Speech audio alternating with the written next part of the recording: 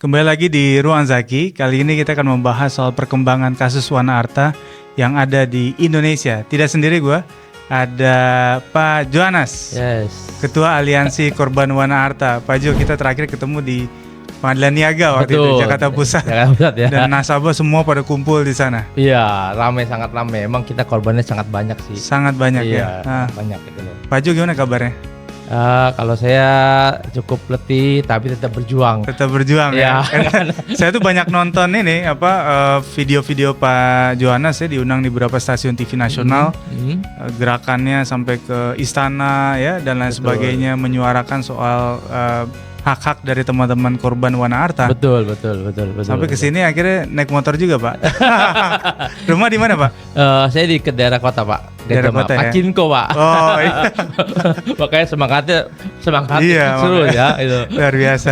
Iya. Nah, ini Wana Arta ini kan sudah ya berapa waktu yang lampau ya, Pak. Iya. Sampai akhirnya ya kita tahu hasil di pengadilan, tidak hanya di Pengadilan Niaga, bahkan saya sempat di Pengadilan Negeri Jakarta Selatan juga, Pak. Dan kemudian proses likuidasi dan seterusnya. Tapi yang menarik justru malah soal DPO-nya nih, Pak. Daftar pencarian orangnya. Ini yang menarik. Kenapa? Karena kayaknya Pak Johannes punya banyak cerita yang publik belum banyak tahu dan ini penting, gitu ya. Gimana Pak Jo? Ya, jadi emang kami tujuan kami untuk menangkap owner ini, DPO ini. Emang kan ini sudah tersangka kan? Sudah resmi tersangka waktu Agustus tahun 2022. Nah, artinya dan juga sudah keluar red notice-nya karena kan dia buron ke luar negeri. Nah, pada saat itu kan kita berharap bahwa owner ini atau pihak manajemen ini ada peradilan lah. Ya, kita mau ada peradilan supaya jelas sebenarnya kesalahannya di mana. Nah, artinya pada saat itu kita juga melihat sangat sulit untuk mendapatkan nih. Nah, karena pada saat itu dikatakan, oh ini sudah kabur ke luar negeri. Ya kita juga bingung saat itu. Bingungnya apa ya, namanya luar negeri kan luas.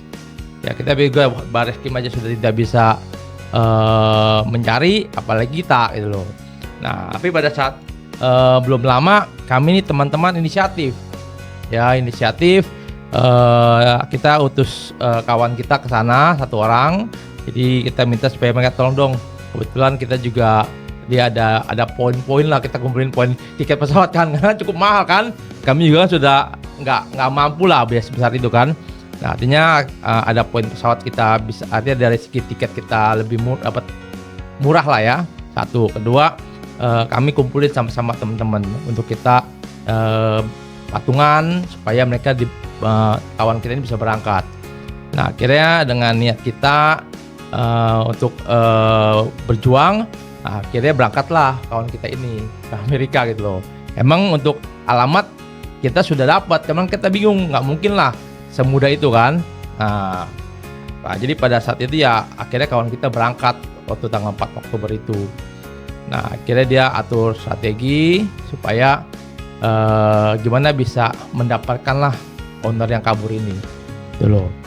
Nah jadi satu tanggal berapa lah saya lupa ya, itu tanggal 8 atau 9 Oktober lah. Akhirnya dia setting. Nah, dia coba untuk ke alamat yang kita dapat ini, itu di perumahan Beverly Hills. Dan memang di Beverly Hills ini kan nggak mudah, karena kan itu rumah elit kan, kawasan elit itu penjagaannya sangat ketat. Nah, akhirnya dia coba masuk ke sana. Saya bilang coba divideokan, biar kita ada bukti lah. Nah, yang akhirnya saat dia ke sana sampai di gerbang ketemulah dengan satpamnya. Kan nggak boleh langsung masuk kan. Akhirnya laporan ke satpam. Nah, kebetulan satpamnya ini security di sana. Nah, karena itu mungkin itu lebih security guard lah ya, bukan satpam ya. Karena dia punya wewenang sih untuk mengusir gitu. Nah, artinya pada saat diminta dihubungin, nah kebetulan security ini menelpon ke rumah yang kita mau tuju ini. Emang ternyata bener nih rumahnya Evelyn loh, rumahnya mereka kan gitu loh. Nah saat itu dari video itu ya si Evelyn bilang ini yang mau ketemu siapa. Nah teman kita jawab lah namanya A gitu loh kan. Nah akhirnya dia juga bingung siapa. Akhirnya dibilang dari Wana Arta itu kan. Nah akhirnya si ownernya nggak mau terima ya kan, mungkin takut ya. dia mungkin kaget juga kali. Dan emang terdengar dalam rekaman itu kan ada bahwa emang yang ngangkat itu Bu Evelyn-nya. Nah di situ kami juga heran gitu loh, kok bisa kita masyarakat sipil bisa nemukan, tapi pemerintahan kita gimana ini, ya kan? Maksudnya kemarin bilang wah susah kabur gini segala macam, loh kok kita malah kesana dengan mudah kita mendapatkan orangnya, ya kan? DPO yang kita pikir sulit, tapi ternyata dia begitu enak tinggal di sana. Loh. Nah jadi itu kan kita juga heran selama ini apa yang dicari sama Interpol, apa yang diupayakan sama pemerintah, apa yang diupayakan sama OJK, berarti nggak ada. Apa jangan-jangan ada oknum yang melindungin? Ya dong, harusnya kan nggak lebih mudah ditangkap, bukan sesuatu yang susah, karena emang ada orangnya di sana gitu loh. Nah itu yang membuat kita juga shock sih. Maksudnya kok bisa pemerintah Indonesia ini yang dibilang punya power yang kuat, punya intelijen yang kuat, Interpol yang kuat, tapi nggak bisa nangkap itu loh. Harusnya kan bisa dibawa kembali. Nah setelah itu juga kita juga sudah evaluasikan juga ke Komjen di sana. Ya kembali ya setelah kita bersurat ya dia katakan juga bahwa dia sudah hubungin ke pihak Interpol di Indonesia. Nah ini yang saya lihat mundar-mandir, ya kan? Ini penjahat yang memakan uang masyarakat 15,9 triliun. Itu besar loh. Tapi nggak ada apa-apain. Ya harusnya kan ini kan mereka bisa bergerak cepat menangkap. Nah sampai saat ini nggak ada apa-apa nih kita nih. Entah mau OJK yang nangkap apa yang Barreskrim nangkap. Yang pasti kita sudah bantu nih, sudah bantu negara nemukan nih, ya kan penjahat kelas kakap. Mungkin ini sangat kelas kakap karena 15,9 triliun sangat besar. Dan itu jelas-jelas uang digelapkan. Nah itu loh. Jadi di situ pun kami melihat sepertinya pemerintah ini mau gimana ya? Bingung juga. Jadi banyak pertanyaan kita ini sekarang. Justru ketika proses kita di Pengadilan Niaga itu kan tidak lama kemudian Presiden Jokowi ada pidato yang dia sampaikan menyinggung soal OJK yang tidak sanggup mengawasi persoalan asuransi yang begitu banyak kasusnya dan nilai kerugiannya juga tidak kecil, bahkan menyatir India yang ribuan triliun kalau dirupiahkan itu bisa mengancam ekonomi India juga. Kasusnya serupa dengan di Indonesia. Saya kemarin sempat menyinggung juga, nggak tahu sama Pak Irfan atau yang lain. Ini biasa menjelang tahun pemilu, Pak. 2024 tahun depan ya, 2023 ini kan kasus asuransi ini kan makin menggelembung saja gitu. Betul. Dari mulai yang ratusan triliun sampai yang ini 15 sampai 17 triliun dan lain sebagainya. Dan 2008 dulu ingat ya kita Bank Senturi 6,7 triliun. Nah, 2009-nya pemilu dan uang itu entah kemana gitu kan. Benar. Jadi memang kita juga wajar ketika kemudian asuransi yang mencoba memberikan bisnis trust kepercayaan, tapi kemudian yang terjadi sebaliknya. Dan ini kan juga akan mengganggu ekosistem bisnis asuransi di Indonesia pastinya. Sangat mengganggu sih. Karena memang mau gimana lagi kita ketika kemudian isu soal kesehatan dan sebagainya yang mulai masuk dalam fase yang cukup krisis gitu ya. Orang biasanya menawarkan asuransi dan seterusnya. Tapi kemudian tiba-tiba ada begitu banyak potret yang mengerikan seperti ini. Ya ini pasti tentu ada konsekuensi. Ya, justru kemarin juga kita menganggap apa jangan-jangan 2008 itu 2009 itu bank yang kena, sekarang pindah ke di bawah KLB nih, asuransi, investasi, artinya kan perpindahan dari yang dulu bank sekarang ke non bank nih.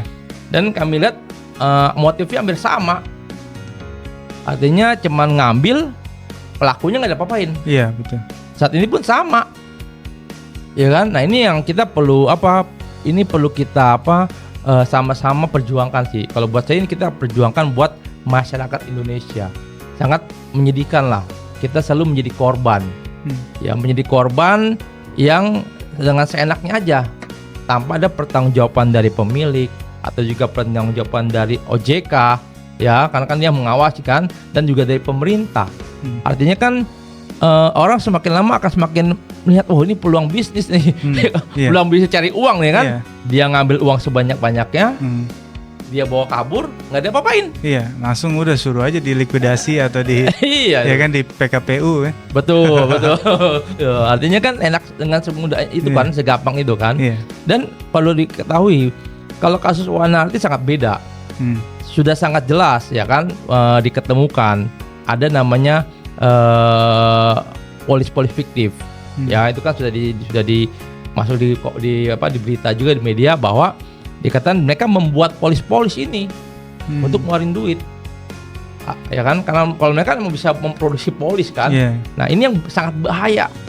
Jadi perusahaan asuransi bisa membuat polis untuk ngeluarin duit. Ya kan, makanya kenapa kita sampai 15,9 triliun? Ya karena mereka keluarin uang. Artinya di sini selain itu di mana peranan OJK yang mengawasin? Kalau sampai 15,9 triliun itu hilang begitu aja tanpa ada pengawasan, atau bisa juga mungkin dilindungin, ya kan? Atau disupport bisa juga ya kan? Iya, Karena itu kan nggak mungkin itu loh. betul. Ini kan soal etik juga yang kemudian menjadi persoalan ya, karena Betul. tidak mungkin kasus dengan nilai yang fantastis kerugiannya itu tidak mendapatkan respon yang luar biasa.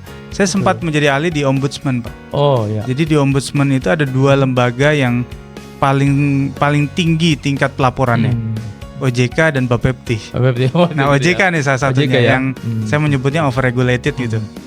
Nah, saya dengar-dengar terakhir ada juga gerakan merespon Undang-Undang P2SK ya. Betul. Nah, itu gimana Pak Jo? Nah, ini yang paling seru. Maksudnya ini ya kita emang kita bersyukur lah perjuangan kita, walaupun kita ini sendal jepit. Kenapa kita sendal jepit ya kan? Ya kita ini pejuang sendal jepit karena ya kita apa adanya. Iya. Maksudnya dengan modal apa adanya ya kan, dengan perjuangan tenaga dan pikiran aja. Tapi banyak orang-orang yang bantu kita. Nah, artinya undang-undang PPSK ini juga sangat menghalangi kita. Di mana pada saat kan nggak cuma 3 tersangka owner yang ke luar negeri yang menjadi tersangka, tapi kan ada direksi, ya kan, ada direksi yang 4 ini yang secara manajemen kan perlu disidangkan juga. Nah, karena ada undang-undang PPSK ini, artinya kami terhambat karena polisi kan nggak punya wewenang lagi untuk penyidik sebagai penyidik, ya kan. Jadi artinya saat itu ya kami berpikir ini gimana OJK ini, ya kan. Dan kami juga sempat kaget sih waktu Januari itu ya. Karena kami sempat kaget pada saat di undang-undang itu tanggal 12 Januari disahkan, dikatakan bahwa hanya OJK saja yang menjadi penyidik tunggal. Nah, di situ kami diberikan surat juga oleh pihak kepolisian atas laporan kawan kami kan, diinfokan Mas juga di hold dulu karena takut ada masalah, ya kan, karena kan emang undang-undang kan nyatakan bahwa yang boleh menjadikan hanya OJK.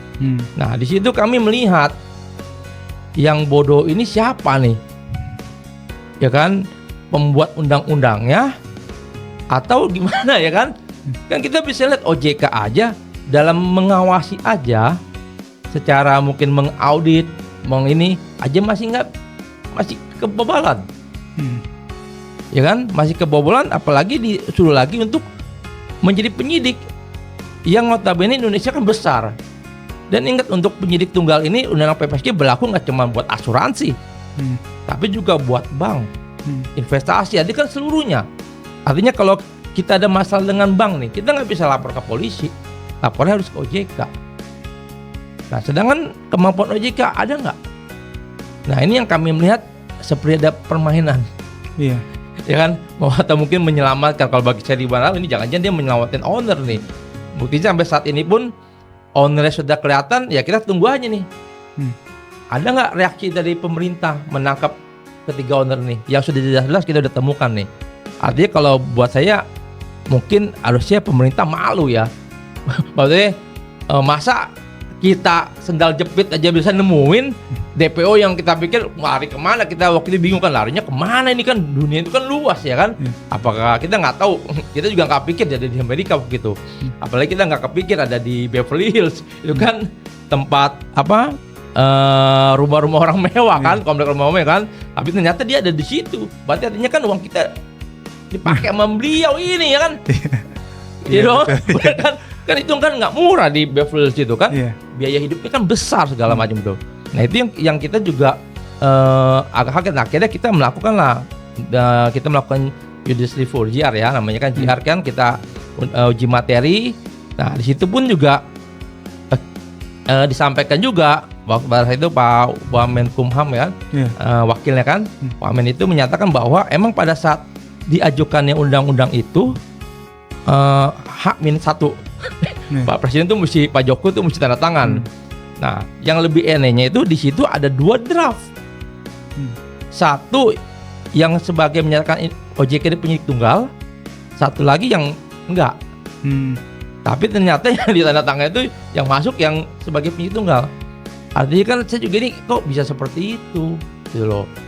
Nah, emang sih sempat diperbaikin dengan undang-undang Perpres ya, yang 23 itu kan, 23 Perpres 5 2023 kan, yang menyatakan bahwa emang kepolisian boleh menyelidiki, tapi kan secara hierarki kan nggak bisa. Perpres kan nggak bisa menutupi undang-undang kan, gitu loh. Nah itu yang akhirnya kita melihat bahwa ini ada permainan sangat luar biasa lah kalau melihat, karena emang kalau kita lihat masalah IKNB ini di bawah IKNB ini, di pengawasan OJK ini dari Kresna, Jiwasraya, Wana Arta, Bumi Putra, Asabri, itu memang nilainya fantastis, ratusan triliun. Artinya ini nggak main-main. Berarti artinya kan emang uang besar ini, yang saya rasa ini juga mungkin ada, kita nggak tahu deh, mungkin juga ada sindikat, kita nggak tahu yang ini, karena kan ini uangnya besar kan, dan itu terjadi begitu saja gitu loh. Dan anehnya juga dari dulu amanat pendirian lembaga penjamin polis LPP itu tidak pernah terlaksana sampai sekarang, sehingga kasus-kasus seperti ini agak beda dengan perbankan. Ada LPS misalnya, lembaga penjamin simpanan, meskipun dalam LPS juga ada ketentuan tuh, mana yang bisa dibayarkan, mana yang tidak, kira-kira gitu. Dan fungsi LPS itu kelihatan di dalam proses sebagai tangan kanan OJK. Benar. Tapi untuk urusan asuransi ini yang jadi repot, karena LPP itu sampai sekarang belum ada, dan kadang-kadang orang menganggap LPS itu menjadi backbone kasus asuransi di Indonesia. Sehingga yang besar-besar ini hilang, ya sudah, tidak ada pertanggungjawaban kecuali jalur yang diambil, baik lewat PMH, lewat niaga misalnya. Dan dulu kan perdebatan kita kan soal nasabah tidak berwenang katanya kan mengajukan PKPU kepilitan. Itu adalah OJK menurut Undang-Undang Asuransi. Tapi kemudian kita tafsirkan kan dia udah diciu cabut izin usaha, maka harusnya sudah tidak lagi di bawah OJK. Maka dia berubah menjadi persoalan terbatas, dan itu harusnya bisa dilakukan proses pengajuan lewat para nasabah misalnya. Betul. Tapi ya lagi-lagi logika hukum ini bisa jadi tadi ada sindikat kan yang membuat akhirnya ini nggak masuk gitu. Betul. Dan yang terpenting juga sebenarnya ini soal posisi kreditur kan, itu yang jadi persoalan. Akhirnya ya kalau uangnya masih ada kan dikembalikan, kalau tidak ada itu jadi persoalan. Dan nanti ini akan menjadi presiden ke depan, seolah-olah ya tadi yang Bapak bilang, ya udah mudah aja kita menipu masyarakat luas gitu. Ya ini justru sebenarnya kita menunggu si peran pemerintah. Kita kenapa gedor? Termasuk sebenarnya Januari itu undang-undang itu diterbitkan, saya sempat agak marah lah ya. Maksudnya gimana nih pemerintah kok seperti ini gitu loh. Sampai kan kita juga sempat stop Pak Jokowi kan, cara Imlek kan, itu saya pengen nekat tuh, kita stopin dia, kita kasih surat ke dia, kita kasih surat bahwa kita butuh perlindungan. Jadi waktu Imlek di lapangan Banteng kita doorstopnya Pak Jokowi kan, supaya paling nggak ada inilah, dia bisa kasih perhatian lah. Emang saat itu juga muncul lah undang-undang yang nomor 5 Perpres 25 itu kan 2003 kan, tapi kan itu nggak menyelesaikan gitu loh. Dan dia juga mulai sampaikan juga di acara gatheringnya OJK ya. Tapi yang kita mau ini kan bukan cuman wejangan ya kan, semua ngomong ya kan, apalagi saat ini cawapres kita kan Prof Mahfud bilang bahwa harus ditegakkan nih keadilan. Tapi ya saat ini kami nunggu. Ini udah hampir setahun ya kan. Saat juga saya temuin Pak Presiden, saya temuin juga Prof Mahfud pada saat Imlek itu kan. Artinya kita juga mau realisasi dari pemerintah, nggak cuma ngomong, apalagi pada saat ini masuknya masa-masa pemilu ya kan, banyak cerita, banyak ngomong, tapi kami loh, kami ini warga yang memiliki hak konstitusi, yang benar-benar yang mengalami menjadi korban, bukan akan ya, kami ini sudah menjadi korban dari undang-undang PPSK, dari saat ini juga laporan kami yang jelas-jelas kami sudah minta temukan buronan tapi juga nggak dikerjakan, dan juga uang kami yang sudah sekarang ini hilang gimana? Apakah negara bisa bertanggung jawab? Ya kan, kamu sih harus bertanggung jawab. Karena ini kesalahan mereka lah, ya kan? Karena atas apa yang dilakukan OJK, ya kan, dia tidak mengawasin, tidak secara intens mengawasin perusahaan Wana Harta ini, akhirnya seperti ini. Ini bukan akhirnya nilainya ini sangat-sangat benar hilang. Kita sudah dapatkan bahwa kas di Wana Harta itu tinggal uang jaminan yang di OJK itu cuma 170, sisanya uang gedung cuma 1 ya kan. Itu nggak lebih dari 50, sedangkan kan utangnya hampir 15,9 triliun. Artinya kan uang itu benar-benar nyata, itu pidananya ada. Uangnya benar-benar kabur. Artinya apakah selama ini OJK tidak tahu? Harusnya kan tahu dong, nggak boleh sampai kelolosan seperti itu. Kecuali dia kelolosannya mungkin 1-2 triliun, 10-20, mungkin lah dia dibodohin ya kan. Mungkin dibodohin sama pihak Wana Harta sampai benar-benar kecolongan 1-2 triliun. Kalau ini kan hampir semua. Ini bukan lagi dibodohin, saya bilang. Ini bisa jadi kerjasama, ya kan? Iya kan? Nah, sekarang gimana pemerintah? Ya, karena kita beli asuransi ini kan baik ada OJK-nya. Karena dengan ada OJK kami merasa dilindungin. Iya, betul. Sebagai konsumen kan, kami dilindungin, kami dijaga. Akhirnya kita mau membeli ini kan, mau beli asuransi kan? Itu kan pegangan pedoman kita. Nah, tapi kalau saat ini kami beli dan uang kami hilang begitu aja, gimana tanggung jawab pemerintah? Nah, dia harus bertanggung jawab, gitu. Karena ini kesalahan dari pengawasan pemerintah kan. Kalau mungkin waktu itu diawasin mungkin enggak. Bahkan kita pernah 2020 kita udah sampaikan ke OJK juga, Pak, ini Wana Harta bermasalah, kita sampai bersurat. Dan tugas saya juga pada saat jadi saksi di MK, saya sampaikan juga, kita sudah bersurat kok, sudah kasih tahu nih ada ini, tolong coba dicekal dulu, ditahan. Tapi sudah kita kagak dijawab. Iya. Kan? Artinya sudah jelas OJK ini mengabaikan. Kalau dia waktu itu nggak mengabaikan, mungkin kita selamat. Selamat dia nggak kabur. Di Indonesia aja susah, apalagi di luar negeri ya kan. Ini kan Harun Masikunya versi asuransi deh kan. Iya, gitu kan. Makanya nggak heran. Mereka bukan yang nggak bisa ditangkap, nggak mau ditangkap. Sengaja tidak ditangkap. Ya, ini kan jelas dong. Kita sudah sampaikan tadi nih ke Komjen ya kan. Ini buronannya ada, tempatnya ada. Ya, tugas kita kan nggak mungkin kita yang nangkap. Iya, apalagi presiden baru dari Amerika nih. Ya kan? Dari sana yang ketemu Joe Biden kan. Nah, bener ketemu kan? Orang nomor 1 di Amerika. Betul. Masa ketemu gituan aja. Nah, tangkap sekalian kan harusnya. Iya. Dia nemuin, dia bantu kita, support kita, bantu negara rakyat Palestina. Kita juga support ya kan untuk ini. Tapi toh kita warganya dibantu juga dong Pak Presiden. Betul. Ya kan? Ini udah dari Januari nih ya kan. Dia tinggal telepon, Pak, ini ada buronan nih yang ngerampok uang rakyat kami nih. Tolong dong kita mau sidangkan. Ya kan kita butuh persidangan karena kita butuh tahu. Ya kan? Yang salah ini siapa? Kan Prof Mahfud bisa nggak? Kamu harus komunikasi sebagai Menko Polhukam. Yang dia kemarin baru aja pidato ya kan.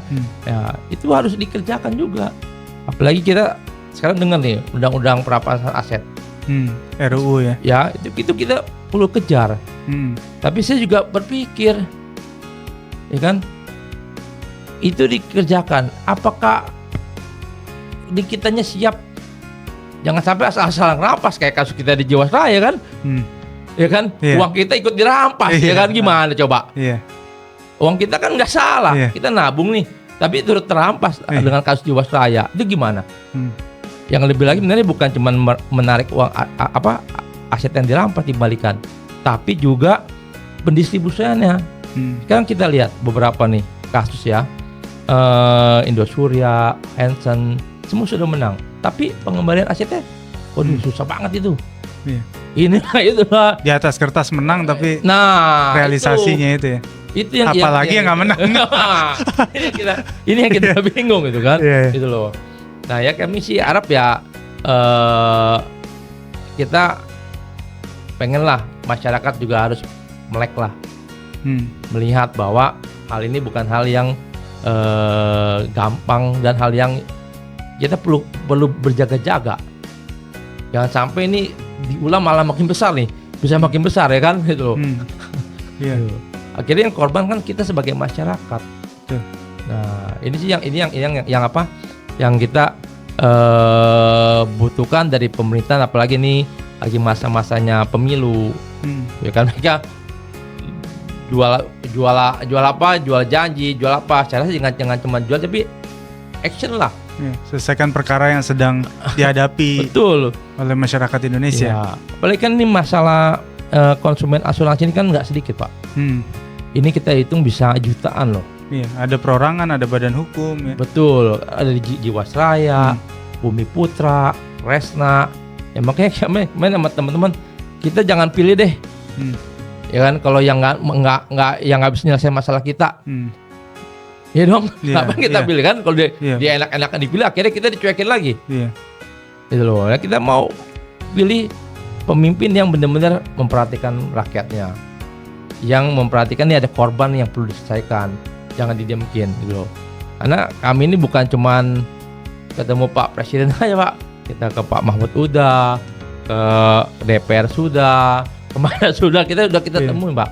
Tapi ya sepertinya nggak ngerti ya kenapa mereka tidak ada empati untuk membantu kita. Hanya terakhir waktu itu kita ke staf ahli di Wapres, staf ahli Wakil Presiden. Nah beliau hanya merespon itu, Prof yang sekarang membantu kita itu Prof Firman Wijaya. Dia yang membantu kita sekarang sampai saat ini tuh. Dia kan memberikan kita arahan. Ya, artinya kita tetap berjuangkan lah, nggak putus asa.